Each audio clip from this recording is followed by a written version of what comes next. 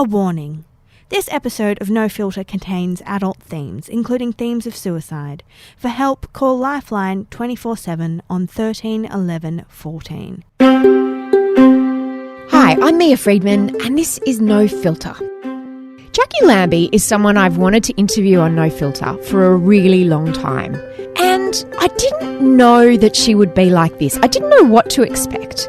I wasn't nervous interviewing her, but I was unsure about what she'd be like because I realised, even though I kind of pigeonhole her in my head in that Pauline Hanson, rah, really right-wing category, I didn't actually know what she thought on particular issues, and I didn't actually know where she sat on the political spectrum. I did know, though, that she's very forthright. She has no filter.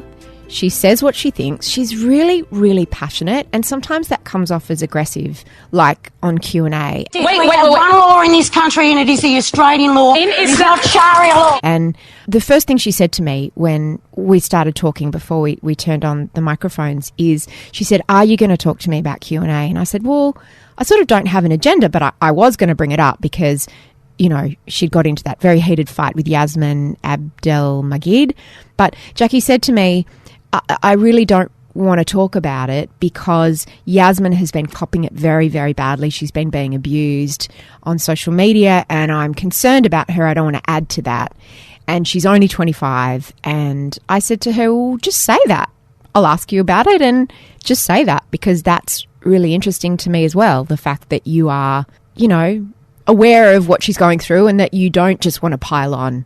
And I think that what always interests me about interviewing politicians is that it's really easy to hate them, and it's really easy to try to polarise them and say, Jacqui Lambie thinks this, therefore I hate Jacqui Lambie. But we don't do that with other people in our lives. And yet somehow people are not able to do this with politicians. So I know that there will be people who will be disappointed by the friendly tone of this interview and the fact that I'm even interviewing Jacqui Lambie and giving her airtime. But just because someone has views you don't agree with in one particular area doesn't mean you can't have a decent conversation and respect them as a person. I really found this conversation so delightful, so illuminating, and so interesting. I hope you do too. Jacqui is so well known for her honesty, and she certainly didn't disappoint in this interview, particularly when we talked about sex. That's what batteries and toys are for, girlfriend. And I really do have a soft spot for any woman in the public eye who's willing to just be very honest about their lives. Enjoy this interview with Jacqui Lambie. Hey, it's so nice to meet you finally. I've wanted to interview you for such a long time. Yeah, you too. It's nice. I have to say, I don't watch the what are they? iPod things, social media. Podcasts. Oh, the podcast things. That's those things, yeah. You don't listen to them? No, I don't have time, darling. All I do is sit there. I've got the ABC running at home all the time, just with the news coming up, usually down, and just reading, because I don't have a life. Besides that, if I don't have a life, I don't sit here and drink a bottle of wine. No, it's true. Embarrass myself. Is being a politician like you thought it was going to be? Well, you see, I didn't actually ever think about, I never thought forward. It was always one day at a time for me because I was coming out of recovery. And my biggest thing was I could see the way Department of Veterans Affairs worked. And I thought if that department works like that, then you could just about guarantee that most of the other government departments work that bad as well. So that was my push to really, really go into politics. But I sort of had some sort of idea, but I didn't really, if that makes any sense. It was just one day at a time for me, and I kept chipping away. I was doing, speech courses. I went to Rotary. I did Country Women's Association. I was out there fundraising. I was standing in front of grandstands yelling so I could get my self-esteem and that back up. So I rehabilitated myself. I'd had 11 years on the bed and the couch, and I pretty much just went out there and I thought, you know what, Veterans Affairs they're not rehabilitating me. Their method is not working. So I went out there and I just did that myself. And through doing that and continually just the resilience and that, I think that finally got me out of the line. And a little bit of help from Clive Palmer and from God, I reckon. That helped me the first time. Yeah, I want to get to Clive Palmer and God as separate issues. Yeah, that's a good idea. I'm not sure if I put him in the same league, but anyway. Well, I think Clive probably would. But he's got a little halo, haven't you seen it? You said you were on the couch and in bed for 11 years. That was with depression after you were recovering from your injury. Yeah. How old were your boys at that stage? So when that happened to me, when I was medically discharged back in 2000, and my boys, I think, were about, the youngest one was about 3 and the other one was about 7 or 8. So it was actually just initial a back injury. I didn't have depression or anything like that then, but obviously the build-up with the fight with Veterans Affairs and come major depression, drug and alcohol abuse, and other things like that. So, what drugs did you used to take? Oh, it's just the pharmaceuticals. You're just taking so many pharmaceuticals, one after another, You get addicted. Yeah, and then I stayed off stuff like OxyContin and things like that, and the patches, the morphine patches and that. I was very lucky. I had a GP that tried everything else but left me off that stuff. So I think that I've been quite lucky, because I can imagine I've seen people after 10 years on that sort of stuff, and it's not pretty. Were you married? No, I've never been married. I've lived in sin. I have to be very honest about that. Jacqui, I'm disappointed. And my 2 boys are a gift from God, so, still say I'm a virgin. But was their dad ever in the picture? Oh, no, their dad, we'd separated, I think back in about 97. But their dad's always been a huge supporter of mine. There were times when I wasn't getting paid with Veterans Affairs. He was posted in Melbourne. Him and his wife were running me around to my medical appointments. I was staying at their house. We have a really, really close, that's very modern family. Yeah, I've been very, very lucky to have that relationship with him and his wife, and his her two kids from her first marriage, and of course they've had 2 now as well that are getting a little bit older. So it's a real Brady Bunch type thing, and I'm very, very lucky. Yeah, but you were the primary carer for the 2 boys when you were home recovering from your injury over all those years. Yeah, absolutely. Yeah, I was. But, there were times when they would, go and see their dad. Dad take off holidays if I sort of hit rock bottom and stuff for a couple of weeks and things like that. So, but I was the primary carer. And what was rock bottom for you? What was the lowest moment during that time? I think probably the lowest moment for me when you know that you've hit rock bottom is probably when you just say, you know what, I'm just not supposed to be here on earth, and I think God has given up on me, and I think once you get to that, that's it, it's over. So I guess the rock bottom thing for me is when I walked out in front of a car. That's a pretty extraordinary way to try to kill yourself.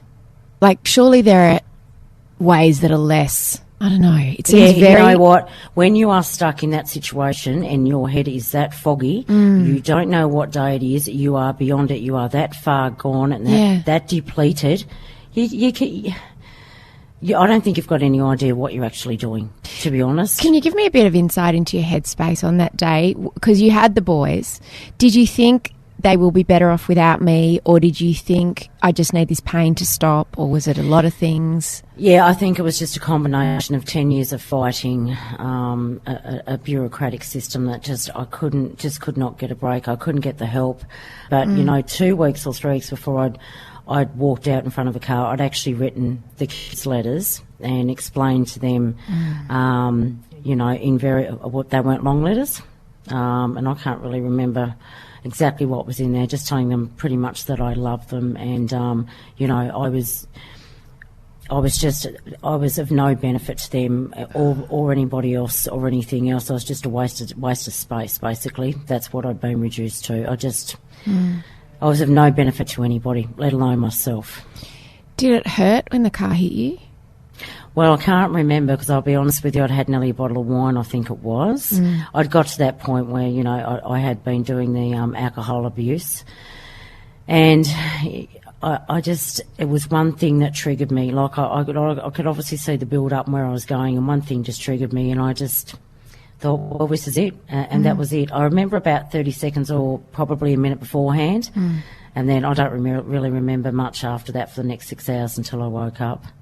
Because you didn't die? No, I'm still here. God loves me after all, you see, Mia. Very much.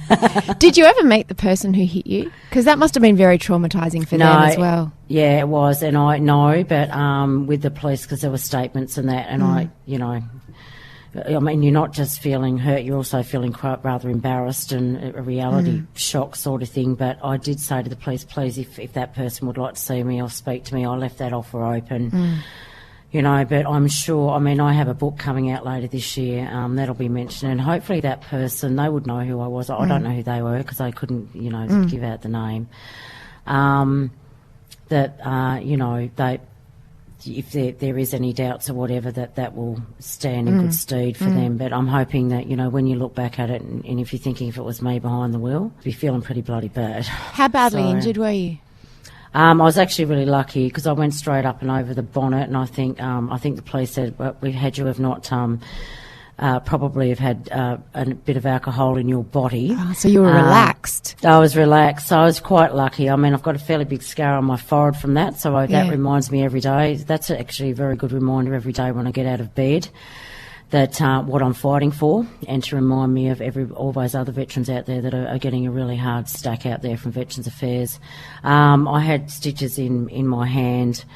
Oh, that's right, and I had I'd hit my right leg, which has got a massive dent in it, to be honest. It is not pretty. And I had a few problems with that. That ended up getting infected and stuff like that. So I paid the price. I was in and out of hospital for 6 weeks. But other than that, it probably may have knocked a little bit of sense into me. But I will say, by doing that, I then got the help from veterans. And what do you know, within 2 years, I was starting to get back up on my feet because I got the specialist treatment that I needed. So before that, were you in that situation where you were incapacitated but not incapacitated enough to get the help that you needed? You needed to, Oh, no, I just couldn't. I just couldn't find. Tasmania was down on pain management specialist. I couldn't get any direction from Veterans Affairs, and I had a really good neurologist there, and unfortunately he lost his life in a skiing accident, so that left another gap. I had nothing. So all that medical treatment I was getting, and the Botox in my back, my GP couldn't get the Botox shots, couldn't get them down to Tasmania, and he was going back to Veterans Affairs and saying, surely you people, with your capacity and your power, can make sure that they get delivered, so I can at least continue to put them in her back. It was little things like that. All the red tape. Just very resistant. Yeah, all the red tape. So I guess that's what it is, yeah. So you've obviously got a very youthful looking back with all that Botox in it. Yeah. You look very young from behind. I know, it spreads. Yeah, it spreads. Well, I was going to say, I was watching you on Q&A on Monday. I have to wear more bikinis. It might get me to first base. You look very, very young. Yeah, what have you had done, Jacqui? No, I don't have anything. I have every 4 months, I have a little bit up here in my little... Next to your eyes? Next to my eyes, and that's it. And forehead as well, because your forehead doesn't move.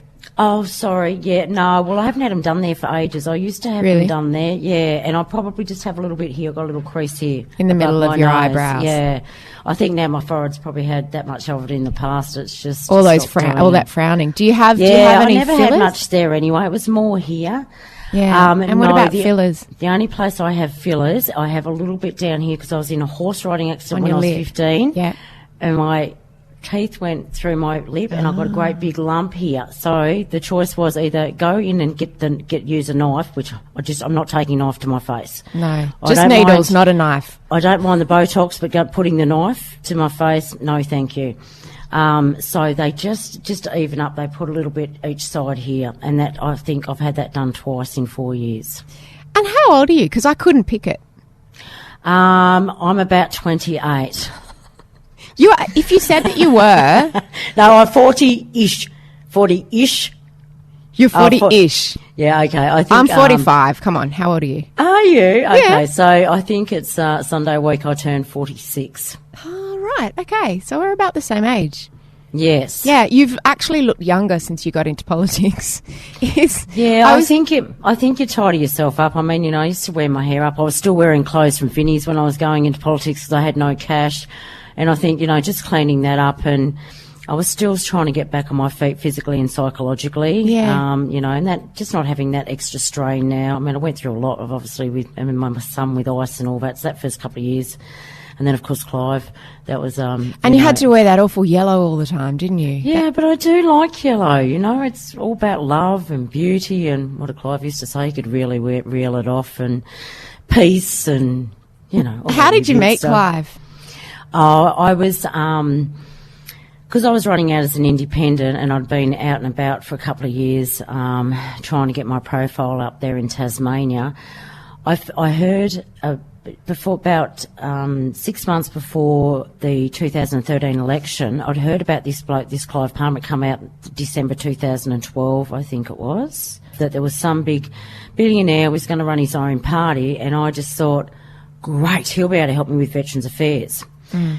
So I kept sending him all his stuff. All I could find on the internet was him had this mineralogy company, right? And so I just kept sending him stuff. Every week I sent him this pile of crap. This went on for about 4 weeks. What pile of crap did you send him? Just heaps of stuff on Veterans Affairs, right. Just complaints from other people, all that sort of stuff, so he could understand. Because I'd read up on him, and I knew that he'd had people in his family with military history and that sort of thing. I thought maybe he'll understand. His party will be able to take up the cause. Take up the cause with me. But my intention was never to go over to Clive. My intention was to stay as an independent. I just wanted to see whether his party would come out and, you know, at least take that on if I didn't make my seat. So what happened? Well, that was great until we had a couple of conversations. He actually contacted me, I think it was in about 8 weeks after that. Or no, it was about the end of January. And we spoke to each other for about 20 minutes, and we spoke about veterans and his family and things like that. And we had a nice little talk, and he said, look, I still haven't decided if I'm going to run a party or not, but you're doing a great job, keep doing it, and blah, blah, blah. And I thought, no worries.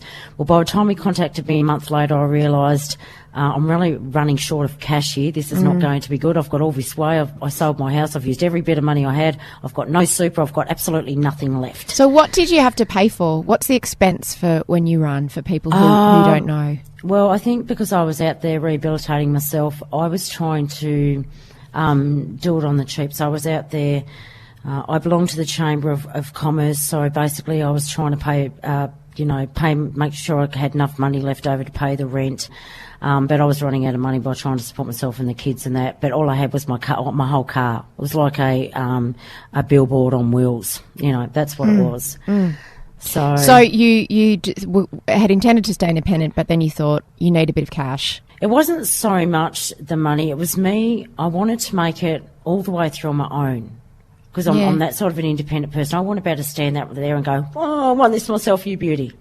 You know, but as we got closer to the election, you know, reality set in. It was like, girlfriend, you're just not going to get over the line by yourself. So in the end, it was like, well, Clive said, I'm happy to help you out with money if you get where you need to go, but you'll have to come over.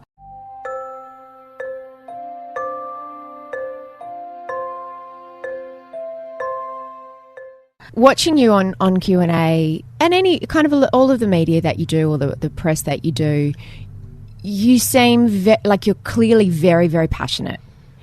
You also seem very angry, which seems to be driven by your passion. That's my impression. But you do seem to just let loose. The fact is, Jacqui, I agree. The fact is, we have one law in this country, and it is the Australian law. In Islam, it is not Sharia law. In Islam, not in this country. Do you know what Sharia law is? Not in my day. In Sharia, it says you follow the law of the land on which you are on. It says in Islam that you follow the law of the land on which you are on. So don't tell me you know anything about my religion. Killed. You tell me that. That is not my religion. Can I just say? Yeah, I think you're still trying to find, you're still, even now, trying to bring out the pieces in, okay, well, how do I handle this interview? How do I do this? You know, it got a little bit heated on Monday night, which was, unfortunate. It would have been nice to stay calm. I should know better than that. I'm older. This is with once again, you Yassmin look back Abdel-Magied. with Yassmin, it could have just probably calmed the situation down a little bit, but then, you know, I've got a 26-year-old girl that just won't let you get a word in. But I probably, I don't know. You know, so you look back. Well, the same could be said for you. You also talked over. I mean, you both were very passionate and very heated. Yeah, that's it. And I guess when you have two passionate two passionate people at each other, and we for whatever causes that we're going in, for whatever we believe in, sometimes that can get a little bit out of hand. And so, you know, I'll continue to have a look at that, but I just think, yeah, I think both of us could have handled it better. And I know that Yassmin has come out and said pretty much that same thing as well. So what was it like really in the what green it room does afterwards? No, it was fine. There was no problem. You know, there was certainly no viciousness. Look, for such a young girl, she's you know, she's done very well for herself, and you can't take that credit away from Yassmin. But just because we disagree on something doesn't mean that I can't stand back and go, you know what, for your age, you have done extraordinarily well for yourself. You can't take that out. It doesn't matter what race you are, what religion you are. You pay credit where credit is due. You said to me before we started that you were concerned about talking even about what had happened on Q&A on Monday night because Yassmin was copying it in social media and was being attacked. What happened? Oh, you know, from what we're seeing at social media and out there, stuff like that, I think that they are giving her a really, really hard time, which is fine. If you disagree with it, then give it. And it's like me, if you want to give me a hard time or anyone else, then constructive criticism is great. But, you know, treating people like an animal is not going to get us anywhere. So, you know, but like I said, that's probably started from Monday night. That hasn't helped the situation. But anyway, we just so I've brought a sort of step back just a little bit, and hopefully that'll calm things down. So, you know, I think it... Because there are some people that follow you who can be quite abusive and who are sort of looking for someone to articulate how they feel, but then they take it 10 steps further. Yeah, well, I mean, that's social media for you, isn't it, Mia? Because I tell you what, right across the board, it can get, you know, it's all this bullying and that's going on with these young kids and that as well at school, and these kids taking their lives and that. And I think that we have to set a better example as adults and try and eliminate that, because that's what it is. It's real bulliness. Like I said, constructive criticism, no worries. And I get a lot of constructive criticism on my social media over a lot of things. But to start with, we stopped that. When they started swearing, carrying on, it was like, we'll remind you, we will block you, you have one more chance. Now, that's worked very well, and we've had, and so even now, we constantly, even now, not as much as what we used to, we've still got to remind people, I don't mind you on the page. You know, having a bit of a bitch, and if you have a swear word, that's fine. But if it's going to go too far and it's not constructive, and you're just going to abuse me, or you're going to abuse somebody else that's made a comment, and that abuse is way too abusive, I'm going to shut you down. So, and I think we have a lot less of that now because we took control of the situation. So, do you prefer having your own party than being part of a group? No. What I prefer is having a network of people that are like-minded, who are big enough to make it pretty much on their own, and can make their own decisions and stand up for their state and territory, not be part of a party that has a rope around its neck, that are just sitting there as backbenchers on $200,000 a year, that are actually not doing anything. They're sitting there as a number to get something through as legislation. That really annoys me. The hours that me and my office put in are phenomenal. And the hours that I put in compared to some of those backbenchers, because they take it for granted that they're the only reason that they are in there is because they belong to a flag, is crap. You've still got to be able to make it. Now, I'm happy for people to run in a network with me and use my name. But first of all, I want to know that they're like-minded. They're going to put their states first. And they can stand on their own 2 feet, because I've got enough issues with the veterans and with what's going on with Tasmania. I don't have time to be giving directions. I'm happy to mentor if they need a question or whatever and suggest. So that's why you're called the Jacqui Lambie Network, not the Jacqui Lambie Party. Yep, because it's looser than a party. That's right. If I say, for instance, got somebody, let's say if in the future in Queensland or Victoria or something like that, and got somebody up in Parliament, and we were fighting over funds that were going to Tasmania or their state, then they had better be prepared to stand up there and take me on. I'm ready for the rumble. Let's go. And that's what they should be doing. That's what it's all about. They should be standing up for their states first. But when you the best debate and best argument will win out. I'm there to try and help them get in. So if they're, you know, but how can you compare what's good for Tasmania versus what's good for South Australia? There's not a best there. They're just two competing ideas. So when you say, what's best is going to win, well, what's best for South Australia is best for South Australia, and what's best for Tasmania is best for Tasmania. No, Don't you have right. to have some common views about what's good nationally, even if it's not necessarily the best thing for your individual state? Well, here's a South Australia's got a power problem over there. Tasmania does not. We're very lucky. We have hydro. So what might suit South Australia is not going to suit me. But Nick and I are very, very close friends. I have a great deal of respect for Nick Xenophon. They're wonderful. I love the NXT to death. But, there is going to be problems in the Senate where we're going to be speaking about the renewable energy target and things like that. But so they really need to be just standing up for their own states. But don't forget, in the Senate also, it's more bigger issues that actually affect the nation rather than state on state. But you know what? If they really don't agree with me, then we can't come to a thing. Then I expect you to go across the floor. You've got to do what is right. If you can use my name to get up and we can get on. And hopefully that will work. I mean, this has never been done before, I suppose, but yeah, it's just a very loose thing. It's very hard for people like me that have no money, Mia, to try and have a run in Parliament. That's the problem. So how do we get around this so ordinary people like me who have life experience and lots of it have a chance to be in there to help make decisions for ordinary Australians? When you say like-minded, explain to me, because sometimes I'm a bit confused about where on the political spectrum. So say we have Christensen and Bernardi at the far right end, and then at the other end we've got the Greens, and then middle right we've got the Liberal Party, middle left we've got the Labor Party. Where are you on that spectrum? Okay, so this is where I am. So obviously because of my life experience, I've seen the underdog. I've been a single mum. My mum was a single mum. I watched her, go through TAFE. She lived on a pension. We lived in public housing. That is that side of me. So for me, and I've been sick and down and out, and I've never hid that I've been in and out of psych units for a couple of years during that period of time. And you've had to depend on welfare for a long time. And welfare, that sort of thing. I've had my youngest son go through the ice and... all that, so that's that side of me. And then, you have the side that was a soldier for over 10 years. So you have that very hardcore national security side, and a great deal of respect that I have for anybody in uniform, whether it's an AMBO, whether it's our Australian Federal Police, whether it's our policing, whether it's our fireys, so I need to make sure that our country stays safe. But you have to be reasonable. So, it's like the face So cover. where are you on that spectrum? Well, it depends what it is. Depends on the issue. It depends on the issue. That's maybe why I can't place you. Okay, so I want to go through just quickly, just I a few look on issues. it, yeah, okay. And So you I look explain at to the me where you issues, are. and it's looked at on its own merits. That's how I do things. So climate change, do you believe in it? Yeah, sure I do, because it's been much, much hotter and much, much colder. But how much is... Yeah.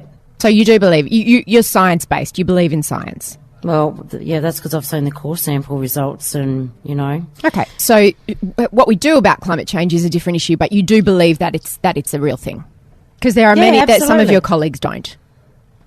Yeah, no, well, you know what? There is climate change. I mean... Yeah. Okay, good. It's been much, much hotter, That's not... Everybody knows that. I would hope that they do. So, same-sex marriage. Yep. What are your views on that? Well, I've made my views quite clear on that when it comes to the word marriage. Mm-hmm. It should be between a man and woman. Is that based on your religious... I never knew that you were religious. I never think of you as being a religious woman. I don't know why. I've got these angel wings. What religion are you? Catholic, because But Jacqui, you're so un-Catholic. You've done so many things against Catholic teachings, as I understand them. Maybe I understand them wrong, but you're not a traditional Catholic, right? No, not traditional, but I do believe in a higher power, and I believe in a God. And like I said, when you lose your faith and there's nothing else left of you, you go and do things like walk out in front of cars. So I've had to build on my relationship with God over the last since that's happened and find out where I belong in this and try and work out how this works. But I do know one thing: I don't have enough faith now to say I can't. Doesn't matter whether I go left or right here. I can't change anything, and I have to step back and say, "Come on, mate, give us a hand." So you believe in a. I don't know what kind of God you believe in, but your views about same-sex marriage, are they rooted in religious teachings? It's the Bible. I just, I read the Bible. We've all done our Bible studies. I used to go to Bible school, Sunday school. I did all that, So you my think children went to Catholic through Catholic education. So you think same-sex marriage is against God, or it's just not traditional? No, I just believe I guess it's my grassroots as well and my moral upbringing, and I don't come from a conservative family or a traditional one. No, or a traditional one. No, nothing in my life is traditional. No, you've very much made your own family. I loved what you were saying about your blended family and how that's right. Your family. That's right, but it's the word marriage that I'm stuck on, where it says in a man and woman, and for whatever reason, I'm really stuck on that in my head. Yeah, right. Are you open to maybe changing your mind one day? Do you think? Do you ever talk about it with your colleague, Senator Penny Wong? Yes, I have. I've had discussions with Penny in the past. So how do you? But you know what, Mia? Yeah. That's my own personal view, and this is why we should take it to a referendum. Because, and there's a couple of other issues. We can run all these on one day. Yeah. Very cost effective. This is conscience. Let the people of Australia take their vote. And if the majority of Tasmanians want same-sex marriage, then I'm their representative. That's what they get. This is my own personal opinion. But if we were to go to a vote, this is why I don't want to do it in Parliament. But as an elected representative, all the polls show that it's at I think 70% or more now of Australians support same-sex marriage. Not in Tasmania, and certainly not around the electorate that I live on. That's very conservative. So if these, and I don't trust polls as far as I can throw them. By the way, I've seen them with Palmer when I was with them. Neither does Donald Trump. They become very addictive. And people read right into them, and they can be very, very wrong. So instead of us having the argument on the polls, let's have the argument that we go and give the people of Australia their vote. And you're not worried about the cost of that being sort of $140 million. You're very, very much about not wasting money. Didn't we elect you guys to have a vote? And if it's a conscience vote, then let's have a conscience vote in the Parliament. No, but then you've got reconciliation out there. Why isn't that as important? And why aren't we talking about that? Why aren't we talking about euthanasia for the terminally ill? Where do you stand on euthanasia? Yep, you're saying this is going to go here you go. I believe if you are if you have a terminal illness and you want to make that choice, so somebody doesn't have to wipe your butt, you should have the right to do that. Mm-hmm. So you believe in the death with dignity euthanasia laws? Yeah, absolutely, I do. So you see then. And that's not, and like you said, that's like the religion thing, because I don't think that's the way it's supposed to go in the Bible. No, that's not what the religious groups believe. So no, I like that you are case by case. Okay, so because of my experience going through pain and living that and not being able to have that life, it is that's obviously had an effect on me and how I feel. And we have a lot of elderly population down in Tasmania too, and they just bring you to tears. That's what they're calling for. And some of them are the most conservative Catholic people you will ever meet. Yeah. And that's what they want. Okay. What about reproductive rights for women, abortion? Yeah, Mia, I have no problem with that. Right. Now, Islam. Yes. Are we getting complicated there? You want to ban the burqa? No, I want to ban full face coverings. Full face coverings, yeah. Full face coverings. Firstly, explain to me why you want to. Okay, because first of all, we're at war, okay? That's quite extremist, isn't it? Oh, well, Mia, we're actually at war. That's why we've got veterans coming home that are damaged like hell. Oh, you mean we're in actual war, like in Afghanistan? Yeah, we're at war. Right. Okay. Yeah, we're at war. So that's it. When we're using our own troops and we're firing shots and we're getting shots fired at us, we're at war. So that heightens everything up. So then we have a terrorism alert, and today it is at moderate, which means quite possibly we could have a terrorist attack in the next 24 hours. I don't make those decisions, ASIO does. So my full face coverings does not kick in until it hits that moderate level. If we stop being at war, then those full face coverings... so you believe that people could... Join the dots for me. So what have the full face coverings got to do with the moderate terrorism alert? Well, because you need to be able to identify people's faces. Right now people are on edge, and they are on edge. Most people that are being realistic out there, being quite vigilant, and we need to see people's faces, and that makes no difference if you're having a rally out there and you have these right-wing fanatics out there that have which is a disgrace. Right. Which they have their handkerchief around there and they've, got the Australian flag because they think that's Australian, covering their eyes because they don't want the police to identify them. That's all in the same basket. So Absolutely. for you, it's a security issue, not it's a security say issue. A feminism issue or a women's rights issue. No, it is a security issue, and I've made that quite clear, even in my bill. It's very, very clear. So even though there's never been a terrorist attack, certainly in this country, and well, there has, because Manho Morris. No, I'm saying with anyone with a full face covering, anyone using a full face covering to conceal their identity because they're a terrorist. That's never actually happened. No, not yet. It's not a matter of if; it's a matter of when, and we have to be very realistic about that. And it's getting worse out there, and it's getting worse in the Middle East. You've now got Trump out there as well. What do you think really of him? going to stir a lot of emotions. It certainly is. What do you think about him? Well, I reserve my right to remain silent. No. Listen, I just no. That'll be the day. I know.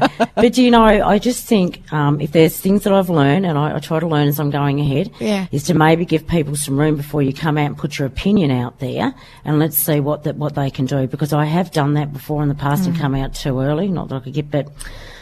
And just think, you know what, you should have just shut it up, should have been quiet and waited to see how that was going to end up. So, how did he is taking action, I'll give him this much. When he says he's taking action, I don't know what that parliament up there, whether you agree with his action or not, he's taking action. Yeah, but that doesn't mean anything. Just because you're doing lots of things, they can be terrible things, or they can be disorganised things, or they can be the wrong things. Just doing things doesn't mean it's better than sitting there in complacency and you're not getting anywhere and you haven't got anywhere for years and years and years. Sometimes, if you follow the same line of action that you're doing, but you're actually not getting there, maybe it's about time you changed your line of where you're going. Yeah, people sometimes compare you and Pauline Hanson and Donald Trump as being people who speak in the way that politicians don't speak. Is that a comparison that you can see, and is it one that you are chuffed by or annoyed by? No, not really, because I'm my own independent, and I think I've said this a couple of days ago actually, that I think when Pauline Hanson first started to make her rise back in, or when I first went into Parliament, they sort of compared me to her, and then it sort of died down because I've been able to make my own way forward, and I've been able to brand Jacqui Lambie the way Jacqui Lambie is. But you know what? Things like Pauline Hanson, she's happy to have more guns out in the street. I know the destruction those guns do. The less guns, if we had no guns, that'd be even a bigger bonus. Things like that. I think that, going after a religion is not going to help the situation, or going after a certain group of people is not going to help the situation. Going in there and find out how we can actually help, but actually going at them, we're not moving forward.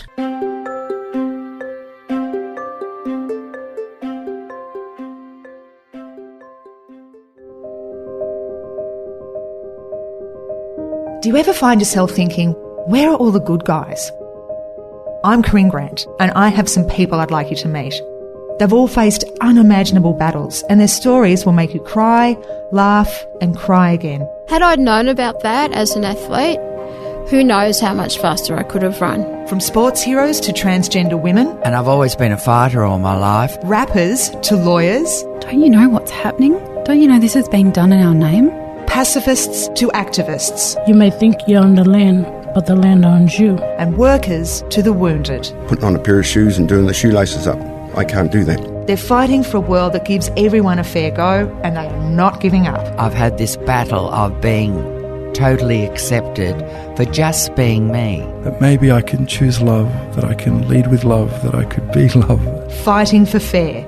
True stories of social justice from around Australia. Subscribe in iTunes or the Mamma Mia podcast app. Tough love is something you're really known for, including in your own family. Tell me when you realised that your son was an ice addict. I think he'd been struggling. Like I'd had difficulties with him since he was about 13. I think once he hit puberty, he changed a lot. So he'd done. I guess he left school by the end of grade 8. I had to move him through 2 or 3 different schools. He did. what's it called? So he did a program. He did programs that helped with those kids in those areas there that, you know, are struggling. They're getting into trouble. He had psychology. He had a lot of help out there, but it didn't matter what we do. I just think it's sort of, I think he said, you know, it started with smoking some joints, and then the build-up. By the time he was 16 or 17, he was popping pills, and it was just a build-up, I guess. And then in the end, the ice started getting quite big in Tasmania over the last 2 or 3 years, and that was the next thing thrown in front of him. So it was just that initial build-up, which was really, really unfortunate. What does ice make you like? Could you tell when he'd been taking it? How would he change? Yeah, because I know that not all of them get aggressive. I'm understanding that, but a lot of them do. So I know my son was there because he'd do this. That's what it was like. It was awful. And you're walking around on eggshells. You can see him. His eyes were pumped.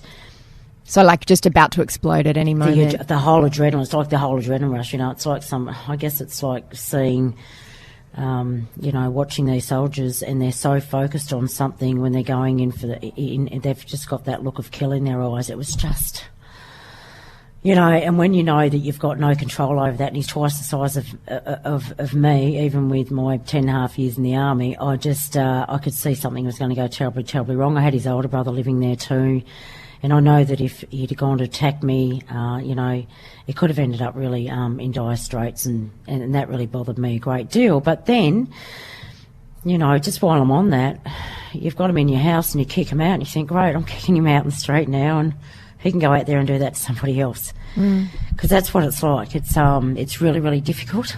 So even though you can see what they're doing in the house, and there's other parents out there having the same problem, there's a lot of them out there, there's no help, and you just don't know what to do, because you're like, oh my God, I'll let him out the street. He's going to, you know, if he does kill somebody else, you know, you've got all that. It's like, maybe if I'd have just left him there, you know, and just continue to put up with this, it's really, really difficult, and that's why we need a lot more help out there for those ice users, because you're not looking at an alcoholic where it takes 1 or 2 police officers to take them down. Sometimes it can take 8, and it's the same in accident and emergency. You're not looking at one person and then a couple of hours later they've come down off the alcohol. This ice can last 12 to 18 hours of this aggression. It's just horrific, and anyone out there that's not watching those ice wars on ABC, tune into it. So after you asked him to leave... Yeah. Did you lose contact with him? And how long was it before you got up in Parliament and talked about it? Oh, this was all over a 3-month period. This happened very, very quickly. This happened. He'd lost his licence through, I think, he was on his L plates, and he'd obviously blew .12. Not .12. He'd just blown a small .0. What is it? Just one. The one. 0.1. But because he was on P plates, he wasn't supposed to. So he'd lost his licence, I think, for 6 months. 6 months, I think. Okay, so that happened. When he got his licence back, that meant that he could drive a car. So that's when it really started to heat up. It meant he could move around a lot faster and get access to where he needed, because I'd actually moved away from where he'd grown up. It was half an hour down the road. By the end of April, it was getting to the point where I was hardly seeing him, and then I didn't see him at all. And then in June, I think it was, he rang me up and he goes, "Are you sitting in Parliament?" And I said, "No, sorry, not this week, mate. And where have you been? Where's the car?" Because he had his brother's car. It was only an old car, but his brother had the work car, so he just gave it to Dylan. And he goes, "Oh, I'm in Queensland." I went, righto, so where's the car? And he said, "It's parked at the airport." I said, "What are you doing in Queensland?" And he goes, "I'm driving a car back." And I said, "What car?" He said, "A brand new BMW." And I'm not an idiot. I'm ex-policing. I go, "And what's in the boot of it, mate?" And he goes, "You know what, if you're going to be like that, I'm going." And hung up. So, and then there was the counterfeit money and all that. So I'd already had a sniff. I thought, you don't go and drive a brand new Mercedes back down here and tell me not, and when I say, "What's in the boot, mate?" And then hang up on me. And all of that had the potential to impact on you and oh, no, scandals. He needed help. Yeah. I couldn't help him. So I think when I come out, it was because I was getting so desperate. I just couldn't help him. I was worried, not just concerned for his safety, but other people's out in the streets. You know, when you have somebody that's getting addicted to that bloody ice, you're pulling your hair out. It's just horrific. Did you worry that it would send him further away from you, getting up?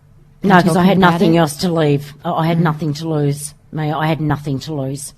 I'd already lost him, and it would have got. We got to the point where I had no control over him. I was locking the house down. I didn't know whether he was going to come home. I mean, when he first left, I asked him to drop the key off. So he did that about a week later, and of course, took a TV out and the computer, and it's quite horrific. And then, I'd given him then he was back home about a few weeks after that, and I said, because my kids have already been trusted with my money, I've got my oldest one, he moves the money around, does all my banking. They've always been able to give him my key card and say, go and get $20 out for yourself. Well, never a problem. So anyway, I had a bit of trust back there for a day or so, and I said, yeah, if you can go down, you can go down and get the takeaway, that's fine. And then he disappears that night. I checked my bank balance and he'd taken $500 out, but he'd never done that. I just thought, you know what, that's it, last straw. I've had it. Can't do this anymore. So then how did he get help? What happened to change Well, things? basically, what happened was by me speaking out in the Senate, by me doing that, then I had a lot of organisations and associations come and say, hey, we can help him here, we can help him here. And for whatever reason, I contacted one of them, and that seemed to work for him, and that was Teen Challenge. And they were relentless with him. They chased him. They basically, not chased him, I shouldn't say it that way.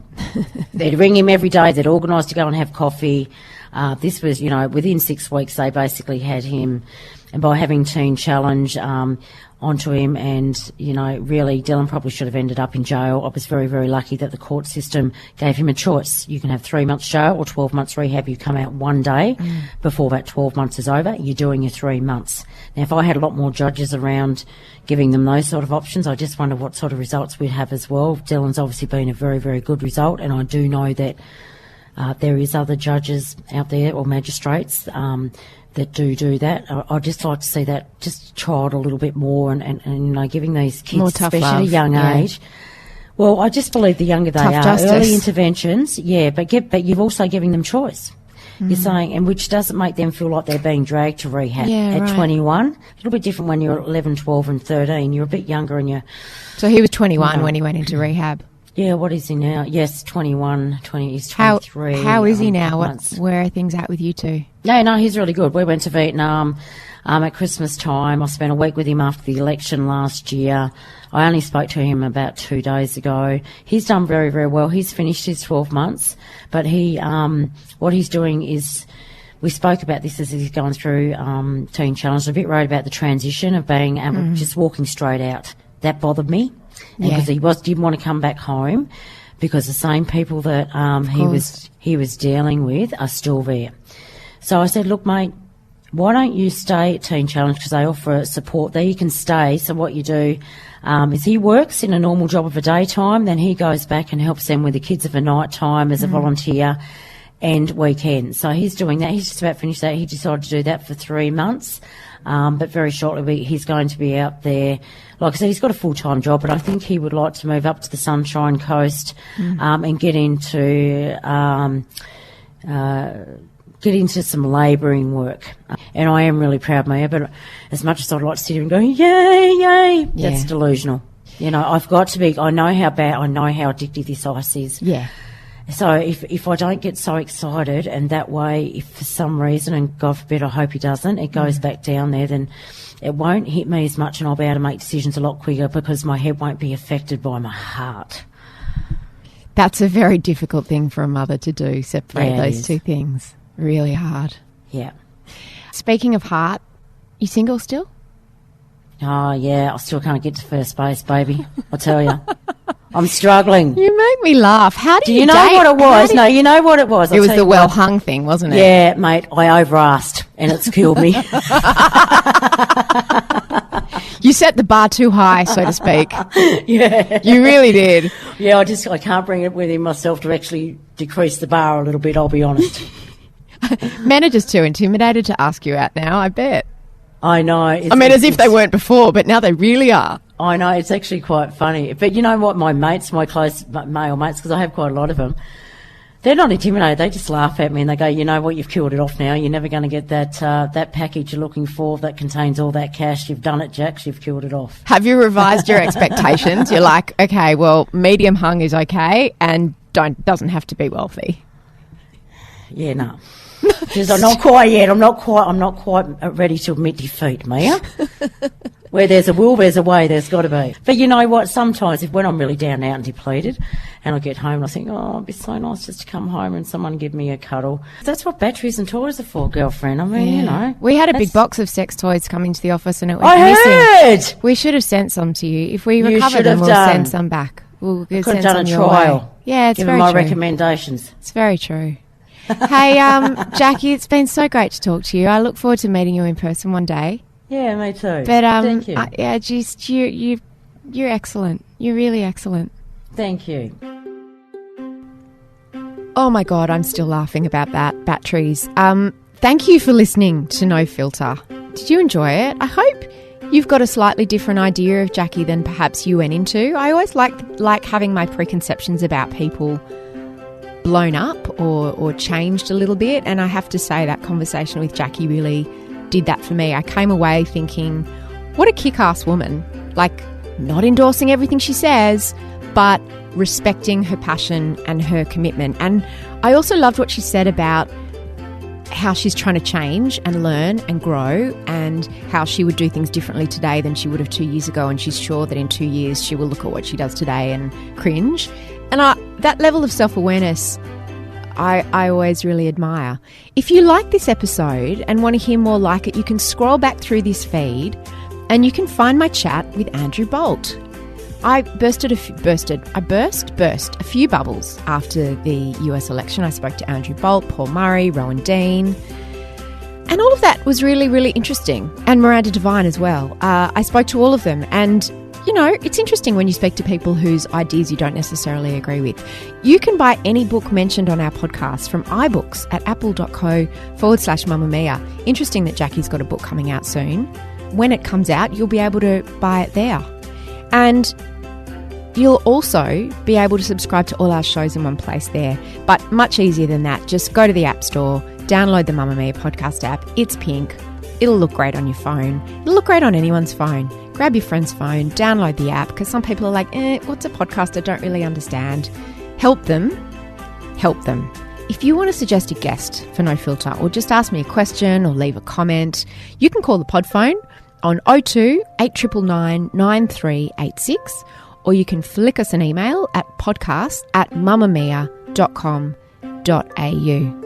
Today's show was produced by my co-pilot Eliza Ratliff for the Mamamia Women's Network, the executive producer of podcasts, the largest independent podcast network in Australia and the biggest women's podcast company in the world, Monique Boley.